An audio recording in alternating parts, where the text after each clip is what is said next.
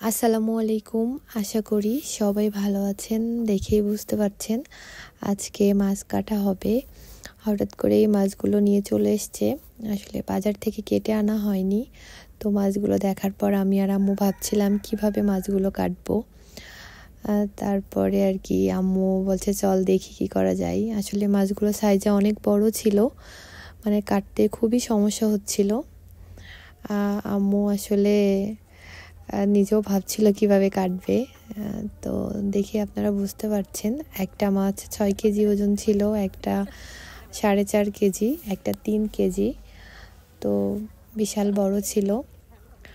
তো আম্মু আসলে চেষ্টা করছে ভালোভাবে কাটার জন্য। তো শেষমেশ আসলে মাছগুলো কাটা ভালো হয়েছিল, কিন্তু একটু সময়টা বেশি লেগে গেছিলো। মাছগুলো আমরা চাচ্ছিলাম যে বাজারে যেরকম সুন্দর করে কাটে ওরকমভাবে আমরা কাটবো।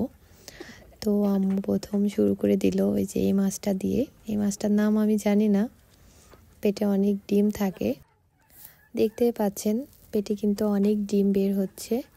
তো এই মাছটা আসলে অনেক স্লিপ করছিল, তারপরও আম্মু অনেক কষ্ট করে আর কি কেটেছিল।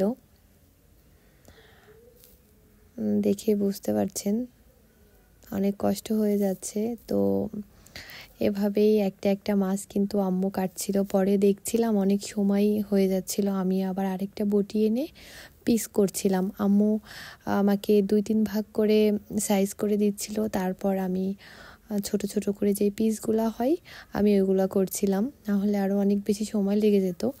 তো আসলে শেষ আপনাদেরকে দেখাতে পারিনি যে কিভাবে কেটেছি, কারণ অনেক বেশি সময় হয়ে গেছিলো, সন্ধ্যা হয়ে গেছিলো।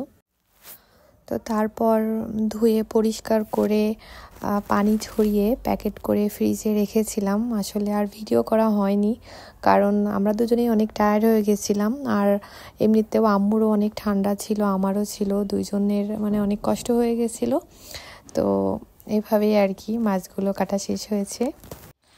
আর ভাবলাম যেটুকুই ভিডিও করেছি আপনাদের সাথে শেয়ার করি। সবাই ভালো থাকবেন, সুস্থ থাকবেন। আল্লাহ হাফেজ।